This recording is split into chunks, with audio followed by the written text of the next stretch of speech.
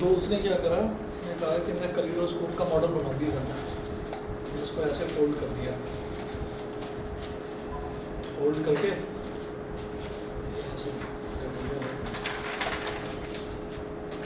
ऐसे फोल्ड कर दिया, फोल्ड करके ऐसे देखना शुरू करा। उधर तो रॉकिंग स्टार यश नज़र आ रहा है, ठीक है। इधर ये मुस्कुराता हुआ मास्क नज़र आ रहा है, लेकिन मास्क नहीं है अभी। मास्क कहाँ गया तुम्हारा मुस्कुराने वाला? तो ये कैलिडोस्कोप का मॉडल हो गया। तो इसका मतलब क्या है, वो पूछ रहे हैं कि चार्ट पेपर उसको कितना चाहिए। तो चार्ट पेपर का कर्व सरफेस एरिया तो निकाला जाएगा, कर्व सरफेस एरिया, क्योंकि कागज़ को लेकर आपने कर्व कर दिया, कागज़ को लेकर आपने घुमा दिया, तो उसका कर्व सरफेस एरिया ये वाला पूरा का पूरा सरफेस एरिया होगा, ये वाला, ठीक है। अब इसमें सिर्फ और सिर्फ दो चीज़ होगी, जैसे क्यूबॉइड या क्यूब होता है तो उसमें मुझे लेंथ की, ब्रेथ की और हाइट की ज़रूरत पड़ती है। यहाँ पर किसकी ज़रूरत पड़ेगी?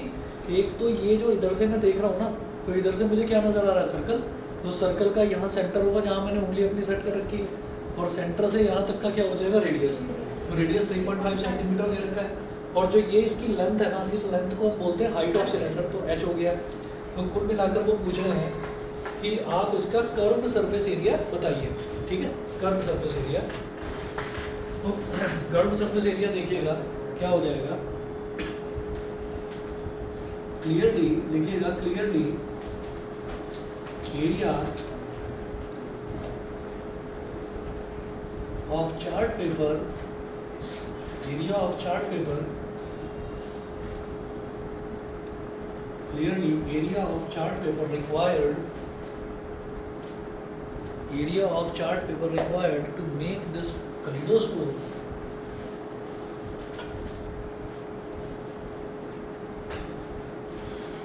to make this kaleidoscope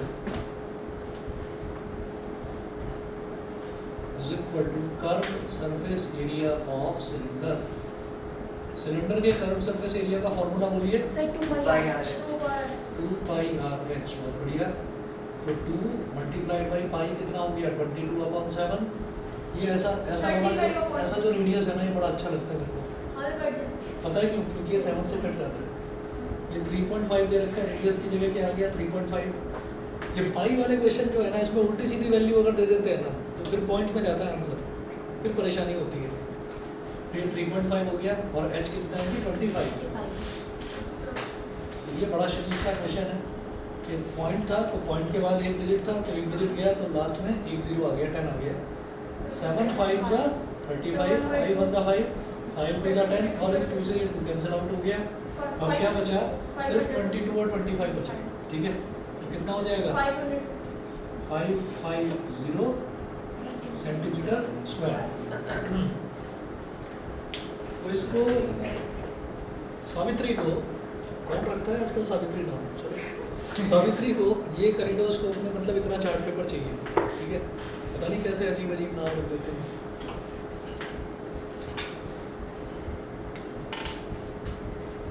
tenth class में एक बच्चे का नाम रखा हुआ है, इसमें क्या कहते हैं, एनसीईआरटी में एक बच्चे का नाम है सुब्बा राव। Subba Rao, south Indian. हाँ साउथ इंडियन। चलिए जी, अब इसके बाद नेक्स्ट एक्सरसाइज शुरू करेंगे, एक्सरसाइज 13.2। एक्सरसाइज 13.2 में क्वेश्चन नंबर 1 देखिएगा। The curve surface area of a right circular cylinder. Question number 1, एक सिलेंडर दे रखा है, तो सिलेंडर ये हो गया,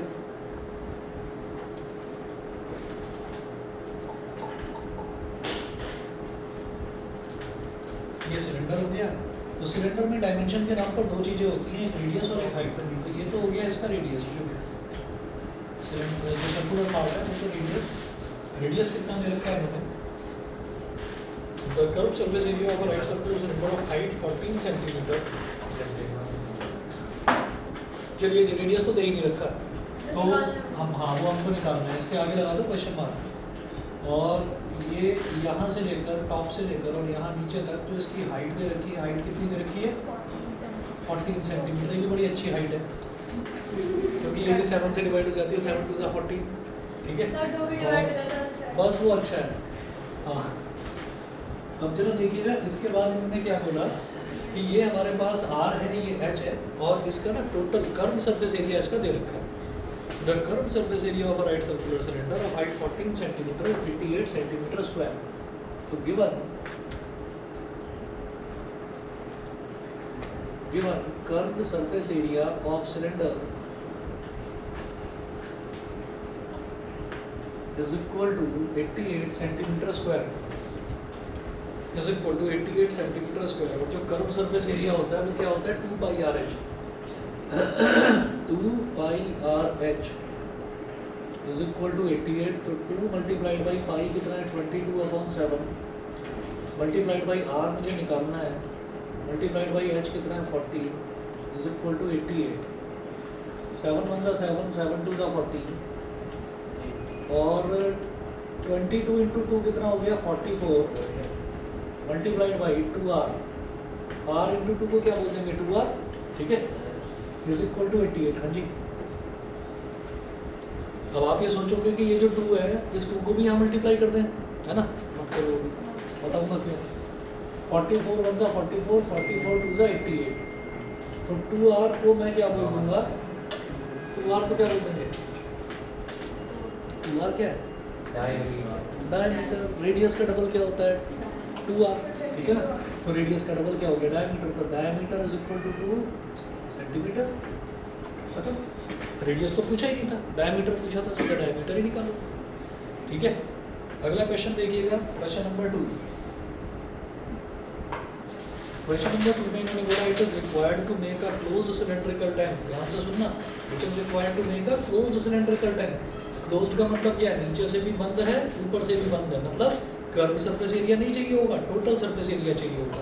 कैलिडोस्कोप क्या था जिसको हमने गोल ऐसे बना के इधर से हम देख रहे थे इधर से भी खुला हुआ और दूसरी तरफ से भी खुला हुआ तभी तो आर पार देख पा रहे हैं तो उसमें केवल और केवल कर्व सरफेस एरिया उसमें टोटल सरफेस एरिया नहीं चाहिए तो वो क्या बोल रहे हैं it is required to make a close cylindrical tank of height 1 metre and base diameter 140 centimetre तो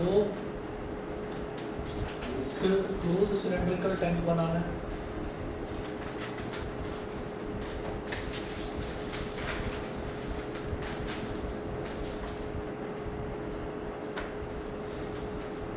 close cylindrical tank of height 1 metre तो हाइट दे रखी है 1 मीटर ये जो हाइट है ये दे रखी है 1 मीटर ठीक है। अच्छा और इन्होंने क्या दे रखा है एंड बेस डायमीटर 140 सेंटीमीटर तो बेस डायमीटर 140 सेंटीमीटर है तो रेडियस कितना हो गया बोलो 140/2 70 सेंटीमीटर ये रेडियस तो सेंटीमीटर में दे रखा है।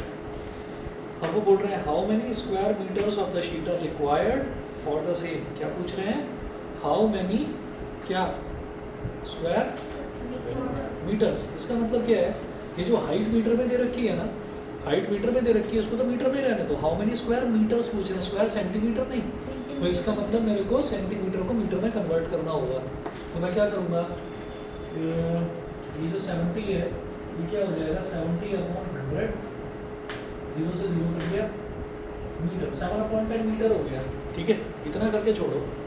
उसके बाद वो क्या बोल रहे हैं how many square metres of the sheet are required for the same तो आप क्या करेंगे टू कंस्ट्रक्ट लिखिएगा इसके सॉल्यूशन में to construct a closed cylindrical tank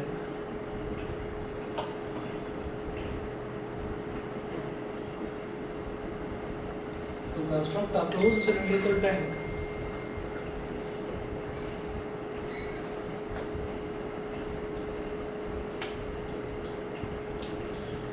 to construct a closed cylindrical tank we will have to calculate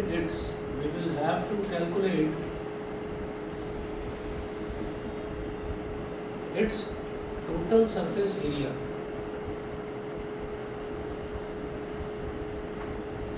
मेरी बात समझ में आ गई ना टोटल सरफेस एरिया में क्या आ जाता है टोटल सरफेस एरिया में एक नीचे वाला सर्कल भी आ जाएगा और ऊपर वाला सर्कल भी आ जाएगा तो इसका मतलब क्या होगा कि भाई एक तो कर्व सरफेस एरिया क्या होता है 2 पाई आर एच एक नीचे का सर्कल का एरिया पाई आर स्क्वायर एक ऊपर के सर्कल का एरिया पाई आर स्क्वायर तो टोटल सरफेस एरिया क्या हो जाएगा 2 पाई आर एच प्लस दो सर्कल्स हैं, तो नीचे वाला पाई आर स्क्वायर, ऊपर वाला पाई आर स्क्वायर, मतलब 2 पाई आर स्क्वायर। ठीक है, अभी इसको भी सॉल्व करने से पहले एक चीज़ दिखाई देती है कि 2 पाई आर इधर भी है, 2 पाई आर इधर भी है, 2 पाई आर ले लो कॉमन, 2 पाई आर कॉमन ले लिया तो बेटा यहाँ ब्रैकेट में क्या बचा h, और इधर ब्रैकेट में क्या बचा r बचा। तो 2 pi R into H plus R, 2 multiplied by pi की वैल्यू 22/7, r कितना है 7/10, बहुत बढ़िया रेडियस। चलिए जी, उसके बाद जो h है, h प्लस आर, h कितना है 1 और r कितना है अगेन 7/10, ये हो गया। इधर 7 से 7 कट गया और 2 इंटू 22 को मैं बोलूँगा 44 और अपॉन में 10, अभी इसको अपॉन में 10 को इधर ही ऐसे ही रहने दीजिए। उसके बाद क्या करना है, 1 प्लस 7/10 का एलसीएम ले लो तो 10 1 जा 10 प्लस 7/10, एलसीएम में किसी को प्रॉब्लम तो नहीं, समझ में आ गया ना भाई। जब एलसीएम लेते हैं तो क्या करते हैं, ये नीचे 1 आ गया भाई, अगर 1 लिखा हुआ है तो 1 को क्या लिखेंगे 1/1। जब दो बिल्कुल अलग अलग टर्म्स हैं जो किसी एक कॉमन नंबर के टेबल में आती ही नहीं है, तो फिर क्या करा जाता है, एलसीएम के नाम पर इन दोनों को मल्टीप्लाई कर देते हैं। 1 और 10 तो मल्टीप्लाई हो गया, ये इसमें मल्टीप्लाई हो जाता है तो 10 1 जा 10, और ये इसमें मल्टीप्लाई हो जाता है तो 7 1 जा 7। ठीक है, तो ये मेरे पास क्या आ गया 44 मल्टीप्लाइड बाई 10 प्लस 7 कितना हो गया 44/10 मल्टीप्लाइड बाई 17/10। अब जब इस तरह से दो फ्रैक्शन मल्टीप्लाई होते हैं तो न्यूमरेटर से न्यूमरेटर मल्टीप्लाई होता है, डिनोमिनेटर से डिनोमिनेटर मल्टीप्लाई होता है। तो 17 4 जा 68, 6 कैरी 17 4 जा अगेन 68 और 6, 68 और 6 कितना 74, 748/100, नीचे 100 है, 100 का मतलब 1 के आगे 2 जीरो लगे हुए हैं, तो ये 2 जीरो काट लिए और राइट से 2 डिजिट काउंट करो तो ये हो गया 7.48 मीटर स्क्वायर। तो इतनी square metres of metal sheet will be required to make this closed cylindrical tank. Clear है? ठीक है, चलिए जी इसके बाद देखते हैं क्वेश्चन नंबर 3।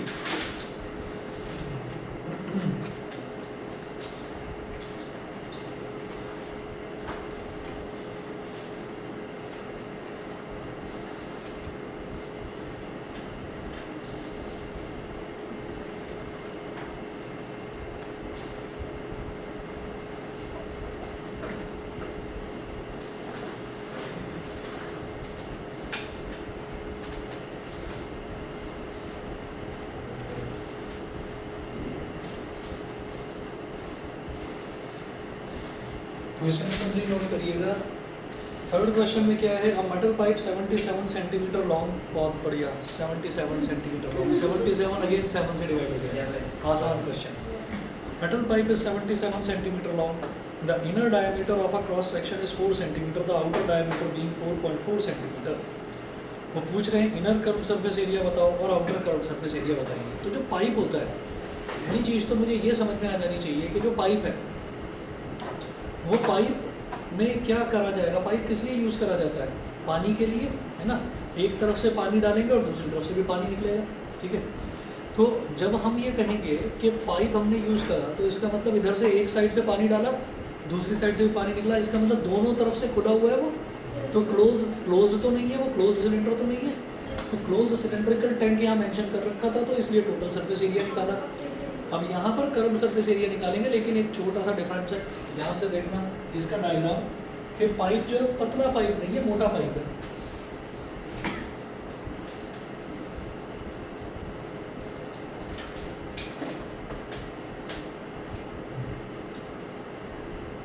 तो पाइप का अंदर वाला तो एरिया ये हो गया, मतलब अंदर वाला स्ट्रक्चर ये हो गया।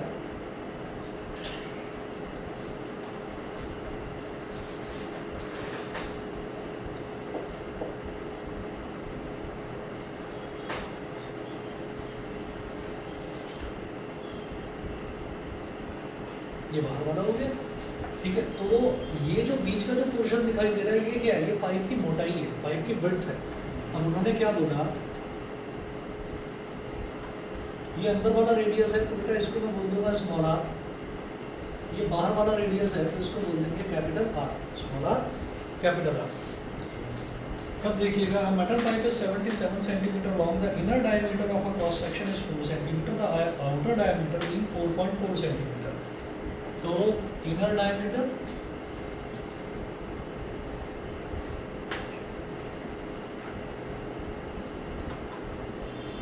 is 4 centimeter. It implies that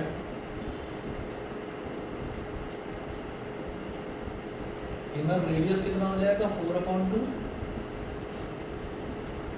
मतलब 2 सेंटीमीटर। तो जो हमारा स्मॉल आर है ये हो गया 2 सेंटीमीटर। सिमिलरली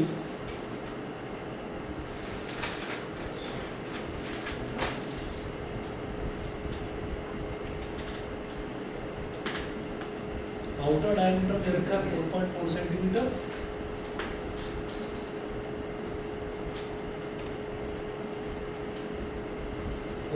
सेंटीमीटर तो आउटर रेडियस कितना हो जाएगा 4.4/2।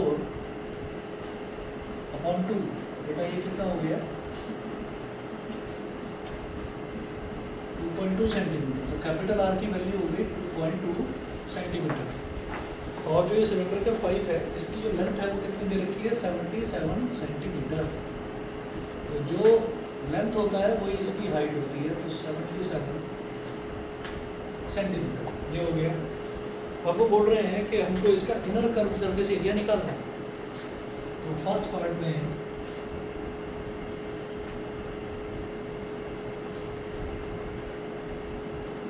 इनर कर्व सरफेस एरिया, तो इनर कर्व सरफेस एरिया कैसे निकलेगा भाई 2 पाई आर एच होता है कर्व सरफेस एरिया, ठीक है। तो इनर वाला कैसे निकलेगा 2 pi small r into h, 2 into 22/7 into small r कितना आया था इनर रेडियस 2 सेंटीमीटर, तो 2 और एच कितना है 77 सेंटीमीटर। 7 11 सा 2 2 सा 4, 4 इंटू 22 कितना हो जाएगा 88, 88 इंटू 11, 11 8 सा 88, 11 8 सा 88 और 8 968 सेंटीमीटर स्क्वायर। ये समझ में आ गया, समझ गए। ये आ गया inner curve surface area. Inner curve surface area के बाद में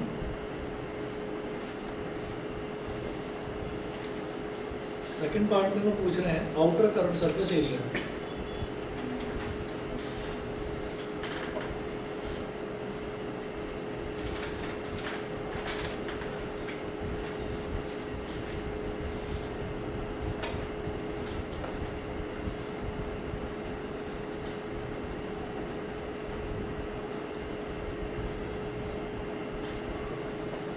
आउटर कर्व सरफेस एरिया में सीधी बात, आउटर कर्व सरफेस एरिया में मेरे को रेडियस कौन सा लेना पड़ेगा आउटर वाला, तो 2 पाई कैपिटल आर इंटू एच।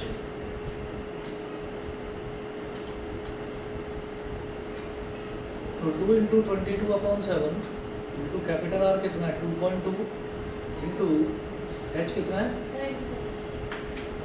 77, 7 11 का 77, ये तो हो गया।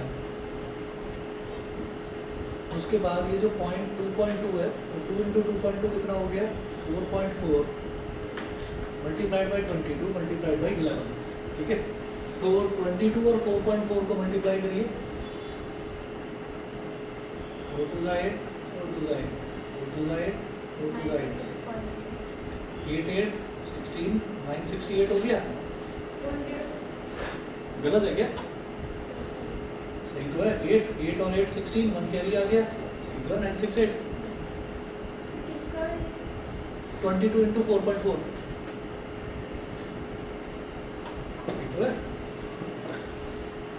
968 को मैं क्या लिखूंगा 96.8 मल्टीप्लाइड बाई 11, 11 8 सा 88, 8 कैरी 11 6 सा 66, 66 और 66 और 8 कितना हो गया 74, 7 कैरी 11 9 सा 99, 99 और 7 बोलो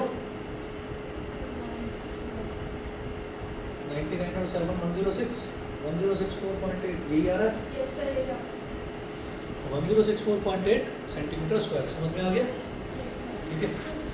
अच्छा जी, इसके बाद देखिए इन्होंने क्या पूछा, थर्ड पार्ट में पूछ रहे हैं टोटल सरफेस एरिया। पाइप का टोटल सरफेस एरिया कैसे निकालूं?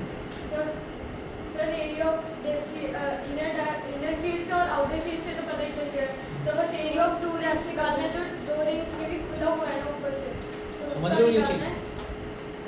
नहीं नहीं भाई, पाइप है तो पाइप तो खोखला है ना, खाली है ना बीच में से। लेकिन एक चीज़ है, क्योंकि पाइप की कुछ विड्थ है, पाइप की कुछ मोटाई है, तो ऊपर की तरफ जो है ये वाला जो हिस्सा है ये एक सॉलिड होगा, बीच वाला जो हिस्सा है वो तो एम्प्टी होगा, खाली होगा, लेकिन ये जो है ये हिस्सा सॉलिड होगा। ये जो सॉलिड बनता है इसको क्या बोलते हैं? अगर मैं ऊपर से देखूँ तो ये कैसा नज़र आएगा? जैसे कि एक रिंग हो, जैसे कि एक रिंग हो, ठीक है। तो आप ये देखेंगे कि जब वो टोटल सरफेस एरिया आपसे पूछ रहे हैं, अच्छा कर्व सरफेस एरिया निकाला कैसे जाता है? कर्व सरफेस एरिया का मतलब ये है कि अगर हमारे पास कोई सिलेंडर है तो उस सिलेंडर में हम हाथ घुमाएंगे अंदर की तरफ, जैसे बर्तन बांधते हैं ना, है ना, उस तरह से जैसे बर्तन बांधते हैं उसी तरीके से आप हाथ घुमाएंगे उसमें। तो जब आप हाथ घुमाएंगे तो जिस जिस सरफेस पर आपका हाथ टच कर रहा है वही सरफेस एरिया आपको निकालना है। तो हमारा हाथ ऐसे सीधे सीधे जब गाड़ी साफ करते हैं तो हाथ कैसे चलता है? सीधे सीधे। तो कैसा चलता है हाथ? लेटरली, इसलिए उसको क्या बोलते हैं? Lateral surface area. जब बर्तन मांजते हैं तो हाथ कैसा चलता है? कर्व की तरह से, ऐसे चलता है, ऐसे कर्व। तो इसीलिए उसको क्या बोलते हैं? Curve surface area. समझ रहे हैं? तो इसी वजह से आप ये देखिएगा कि इसमें कौन कौन से कर्व हैं। एक हमने मोटा सा गिलास ले लिया तो उसको अंदर से मांझा, बिल्कुल चमका दिया, ठीक है, तो इनर कर्व सरफेस एरिया। फिर ये और भाई बाहर से भी करता है, बाहर से भी चमका हो उसको, बाहर से भी चमकाया, हो गया। लेकिन ऊपर जो है, ऊपर भी तो एक रिंग बन रहा है, तो उस रिंग को भी थोड़ा सा लगाकर विम बार उसको भी चमकाना है और नीचे भी चमकाना है। तो कैसे बनेगा? आप यहाँ पर लिखेंगे total surface area, total surface area of this pipe is equal to inner curved surface area, inner curved surface area plus outer curved surface area plus area of two rings.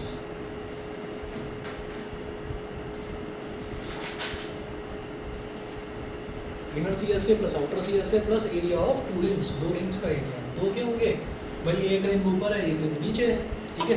Ring का area बताना क्या होता है? Ring का पाई, वो बड़ा वाला radius है पाई स्क्वायर माइनस छोटा वाला रेडियस पाई स्क्वायर। सही कह रहे हो, ठीक है।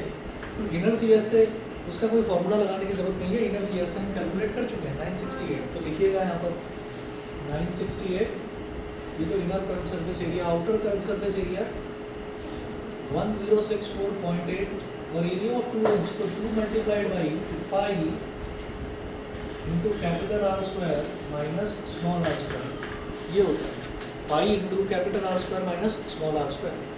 क्यों? क्योंकि अगर pi into capital R square करूँगा तो क्या हो जाएगा? बाहर वाला सर्कल, बड़ा वाला सर्कल, जैसे रिंग होता है ना, अगर मैं इसको ऊपर से देखूँ तो रिंग ऐसे होता है,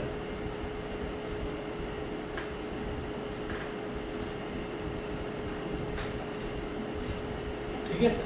तो अंदर वाला रेडियस जो है वो तो ये हो गया स्मॉल आर, बाहर वाला रेडियस वो ये हो गया कैपिटल आर। तो आप बड़ा वाला पूरा सर्कल मान के पहले पूरे बड़े सर्कल का एरिया निकाल लो, फिर छोटा वाला रेडियस मानकर स्मॉल आर मानकर छोटे वाले सर्कल का एरिया निकाल लो। बड़े एरिया में से छोटा वाला एरिया सब्ट्रैक्ट कर देंगे तो बस ये रिंग का एरिया बचेगा। तो ये कैसे करा हमने? हमने क्या करा? Pi capital R square, pi into capital R square यानी कि बड़े सर्कल का एरिया निकाल लिया, minus pi into small are square मतलब छोटे वाले सर्कल का एरिया निकाल दिया। तो बड़े सर्कल में से छोटे सर्कल का एरिया सब्ट्रैक्ट कर दिया। तो इसमें क्या हुआ कि पाई को कॉमन ले लिया, तो ये क्या बन गया? Capital R square minus small are square. तो इस वजह से हमने क्या करा? इस वजह से हमने इसको ये फॉर्मूला ये बनाया। अच्छा 2 से मल्टीप्लाई क्यों करा है? क्योंकि एक रिंग नहीं है, 2 रिंग, देयर आर 2 रिंग्स, इस वजह से 2 से मल्टीप्लाई कर दिया, ठीक है। तो 0.8 तो इधर है ही, 8 + 4 कितना हो गया? 8 + 4 हो गया 12, 1 कैरी आ गया, 6 + 6 12 और 1 13, फिर 1 कैरी आ गया, 1 + 9 10 और 0 10, फिर 1 कैरी आ गया 2032.8 plus 2 into 22/7 capital R square minus small are square. तो capital R square minus small are square, capital R तो 2.2 है और स्मॉल आर है 2, तो 2.2 का स्क्वायर माइनस 2 का स्क्वायर, आइडेंटिटी लगा दूँ क्या? 2032.8 प्लस 2 इंटू 22 कितना हो गया? 44/7, 2.2 का स्क्वायर माइनस 2 का स्क्वायर। तो एक तरह से ये नहीं हो गया कि ए स्क्वायर माइनस बी स्क्वायर क्या होता है? ए प्लस बी। तो क्या करूँ इसमें? 2.2 प्लस 2 मल्टीप्लाई बाई 2.2 माइनस 2। बड़ा गंदा क्वेश्चन है ये। डिवाइड ही नहीं हो रहा 7 से, तो ध्यान रखना चाहिए था ना इस चीज़ का। परेशान सर कर नहीं दिया। हो जाएगा। हो जाएगा क्या? हाँ सर, ये दोनों जब मल्टीप्लाई होंगे तब 0.84 आएगा तो चलो देखता हूँ भी। 2.2 प्लस 2 कितना हो गया? 4। अरे ये तो हो गया, हाँ सही बात है, बहुत अच्छा है। 2.2 माइनस 2 करा तो कितना हो गया? 0.2। पॉइंट गया तो नीचे क्या आ गया? या चलो छोड़ो, पॉइंट को मत हटाओ। आप सीधे सीधे ये देखो ना, ये 7 6 42, तो 7 0 0 और 7 6 42, 0.6 आ गया। मल्टीप्लाई करिए। Sir 0.1 2032.8 plus 6 2 are 12. 44 multiplied by 0.12. Multiply करिए। सर 5.2 तो 12 4 जा 48, 4 कैरी, 12 4 जा 48 और 4 ये हो गया 5.28। 5.28 को 2032.8 पे अगर ऐड करेंगे तो यहाँ पॉइंट के बाद केवल एक डिजिट है 8, तो उसके आगे 0 लगा दिया और फिर ऐड करेंगे, मतलब पॉइंट के बाद सेम नंबर ऑफ डिजिट्स होनी चाहिए। ठीक है, तो अब आप ये देखिए 0 + 8 करेंगे तो कितना हो जाएगा? 8। 8 + 2 करेंगे तो कितना हो जाएगा? 10। 1 कैरी आ गया, 1 + 2 3 और 5 8 2038 0.08 सर ये सेंटीमीटर स्क्वायर। ये टोटल सरफेस एरिया आ गया इस पाइप का, समझ गए? चलिए जी, उसके बाद बात करते हैं क्वेश्चन नंबर 4 की। ठीक है,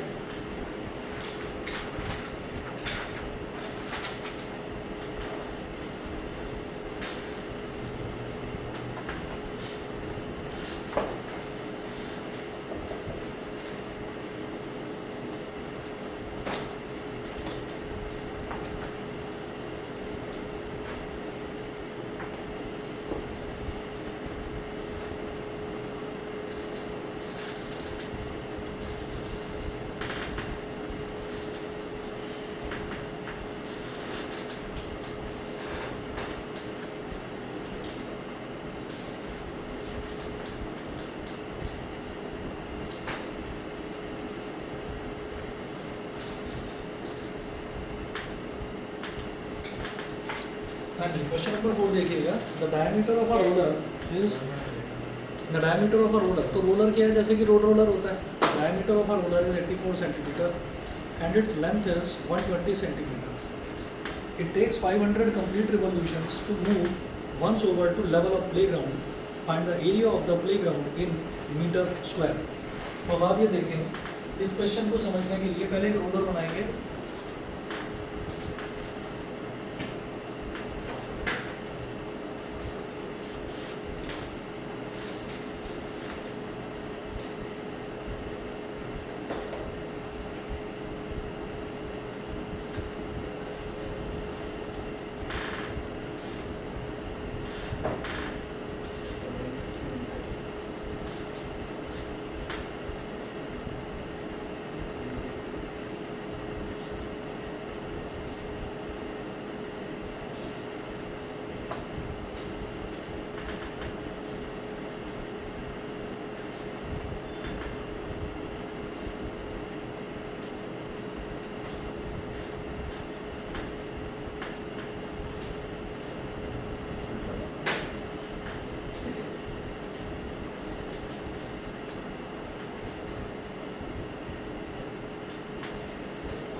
ये एक रोलर है, तो समझ लीजिए इस पर ये हैंडल बने हुए हैं, तो 2 हैंडल से उसको पकड़कर ऐसे ग्राउंड पर रोल करवा रहे हैं। उसको एक प्ले ग्राउंड है, उस प्ले ग्राउंड को फ्लैट करना है, उसको लेवल करना है।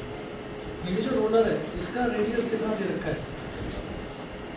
इसका रेडियस दे रखा है, diameter of a roller is 84 centimetre. Radius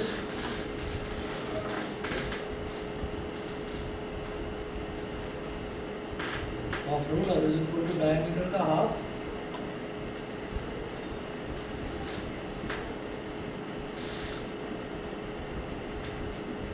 (42 centimetre) and its length is 120 centimetre. मतलब उसका जो हाइट है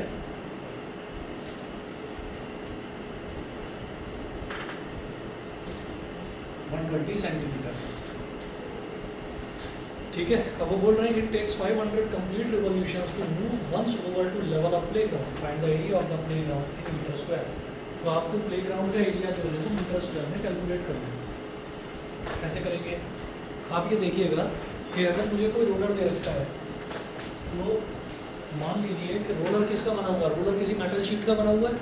तो मेटल शीट को इस तरीके से मोड़ा जा चुका है, ऐसे मोड़ा हुआ है मेटल शीट को। अब ये जो रोलर है इसको ऐसे ऐसे ऐसे ऐसे ये सड़क पर, ये जो भी कोई प्लेग्राउंड है, प्लेग्राउंड को सॉफ्ट करने का ये तरीका होता है। जब प्लेग्राउंड बहुत ज़्यादा हार्ड हो जाता है ना, तो क्या करा जाता है कि वो होता है ना फावड़ा लेकर पूरे प्लेग्राउंड को खोद दिया जाता है।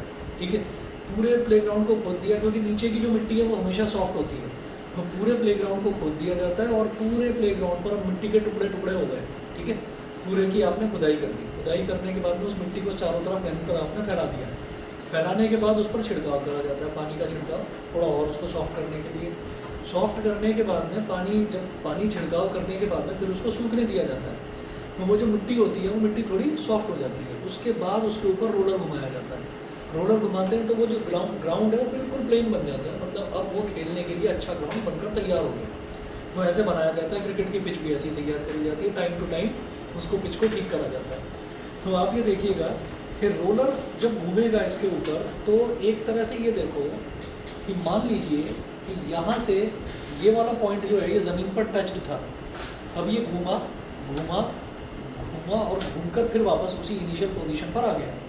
जैसे टायर घूमता है उसी तरीके से रोलर घूमा। ये ऐसे घूमकर इसने पूरा एक अपना एक राउंड इसने कंप्लीट कर लिया। एक राउंड कंप्लीट करने का मतलब क्या है कि ये जो पूरी की पूरी शीट है, अगर इसको ऐसे खोल दिया जाए तो ये पूरा का पूरा इतना एरिया इसने कवर कर दिया। समझ गए कि नहीं? अगर किसी भी सिलेंडर को, कोई भी सिलेंडर है, मान लीजिए ये सिलेंडर दे रखा है मेरे को, इस सिलेंडर को, ये बंद है सिलेंडर, इस सिलेंडर को कैंची से काट कर ऐसे फ्लैट कर दिया जाए तो ये क्या बन जाएगा? हमेशा एक रेक्टेंगुलर एरिया बन जाता है। तो इसका मतलब क्या है कि रोलर को अगर मैं घुमा रहा हूँ तो रोलर एक राउंड में ज़मीन पर कितना एरिया टच कर रहा है? अपने कर्व सरफेस एरिया के बराबर। एक राउंड लगा तो एक पूरा का पूरा कर्व कंप्लीट हो गया, तो उसका पूरा कर्व सरफेस एरिया एक बार ग्राउंड पर टच करते हुए चला गया। इसका मतलब क्या है कि एक राउंड में रोलर ने कितना एरिया फ्लैट कर दिया? अपने कर्व सरफेस एरिया के बराबर। तो वो बोल रहे हैं कि पूरा ग्राउंड वो कितने रिवॉल्यूशन में, कितने राउंड में कंप्लीट कर रहा है? 500 रिवॉल्यूशन में।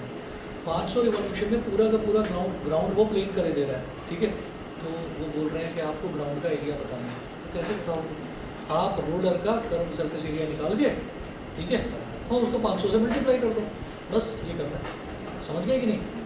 ठीक है, तो क्या होगा कि एक बार जब उसका कर्व सरफेस एरिया, मतलब एक बार जब राउंड घूमेगा तो क्या होगा? वो अपने कर्व सरफेस एरिया के बराबर ग्राउंड, ज़मीन को अपने कर्व सरफेस एरिया के बराबर वाली जो ज़मीन है, जैसे उसका कर्व सरफेस एरिया मान लो 10 मीटर स्क्वायर आ गया, तो हम ये कहेंगे उसने 10 मीटर स्क्वायर प्लेग्राउंड को लेवल कर दिया। तो वो पूछ रहे हैं कि 500 राउंड में कितना करेगा? 500 से मल्टीप्लाई कर दो। पता समझ गए कि नहीं? तो वही उन्होंने बोला find the area of the playground in metre square. तो यहाँ पर आप ये लिखेंगे कि ground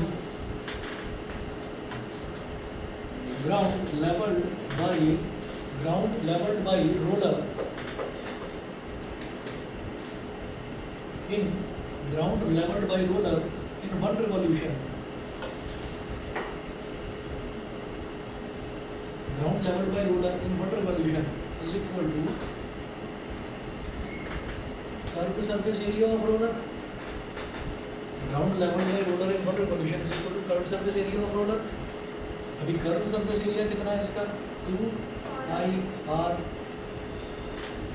h तो is equal to 2 into 22/7 into radius कितना है 42 इंटू इसका हाइट कितना है 120, 7 6 42 तो 6 2 12 22 इंटू 12 इंटू 120, तो 12 2 24, to carry 12 2 24 और 2 26, 264 मल्टीप्लाइड बाई 120, ये मल्टीप्लाई करके कितना हो जाएगा? 1 4 48, 4 कैरी 12 6 72 और 4 76, 7 कैरी 12 2 24 और 7 31680 88 31680 सेंटीमीटर स्क्वायर नहीं है वो। देखो 12 4 का 48, 4 कैरी, 12 6 का 72 और 4 76, 7 कैरी, 12 2 का 24 और 7 31, 31680 सेंटीमीटर स्क्वायर। अभी ये एक रिवॉल्यूशन में उसने इतना एरिया कवर कर दिया। उसने अपना एक रिवॉल्यूशन में उसने इतना एरिया ग्राउंड का लेवल कर दिया।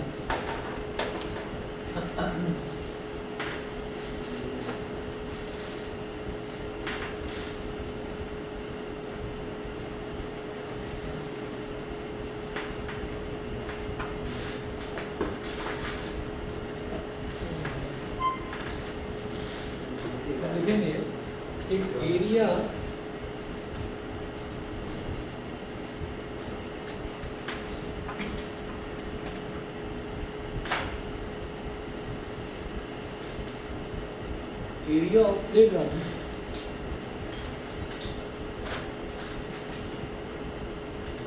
area of playground leveled in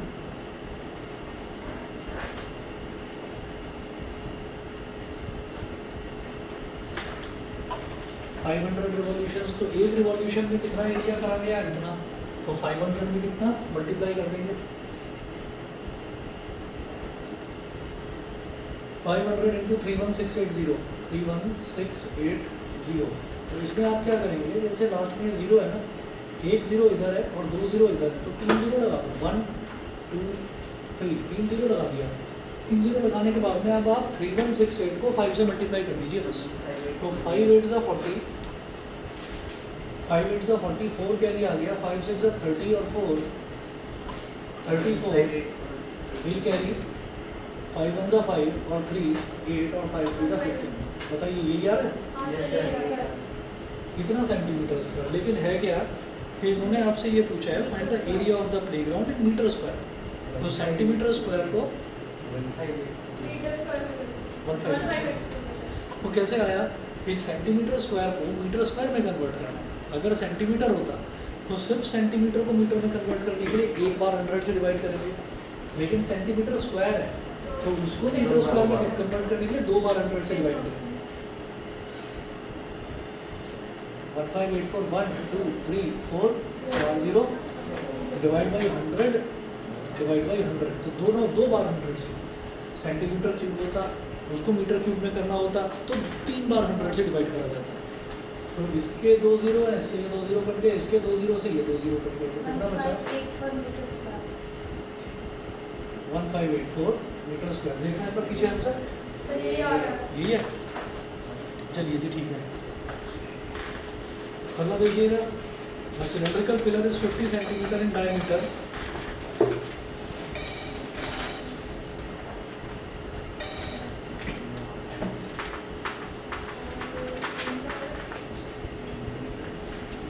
A cylindrical pillar is 50 centimeter in diameter and 3.5 meter in height. चलो ठीक है, डायमीटर बुरा था लेकिन हाइट अच्छी है।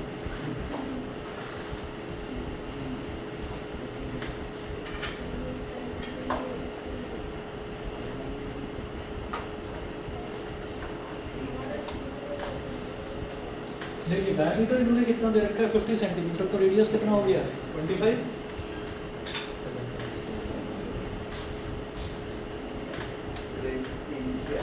और यहाँ से लेकर और यहाँ तक वाला जो है ये होती है हाइट।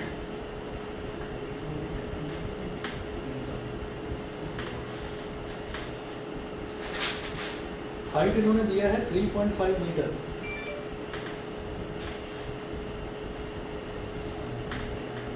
हाइट हो गया 3.5 मीटर। तो क्या बोल रहे हैं, find the cost of painting the curve surface area of the pillar at the rate of ₹12.50 पर मीटर स्क्वायर। ठीक है, तो आपको क्या करना है, आपको उसका कर्व सरफेस एरिया निकालना है और जो रेट है वो पर मीटर स्क्वायर दे रखा है। तो ये जो रेडियस है ना सेंटीमीटर वाला, इसको मीटर में कन्वर्ट कर दो। कैसे होगा 25/100 मीटर, 25 × 25, 25 2 × 100।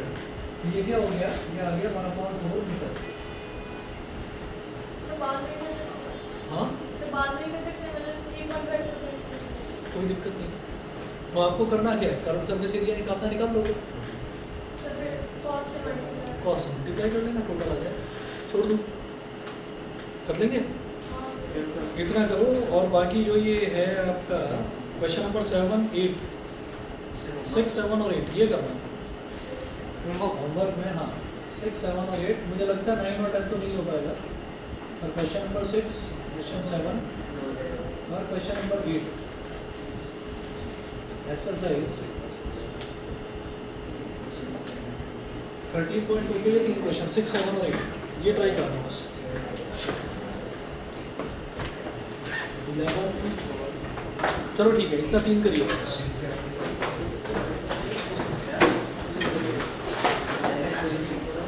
होमवर्क कम दे रहा हूँ तो भाई करना ज़रूर इसको। होमवर्क कम है लेकिन करना ज़रूर।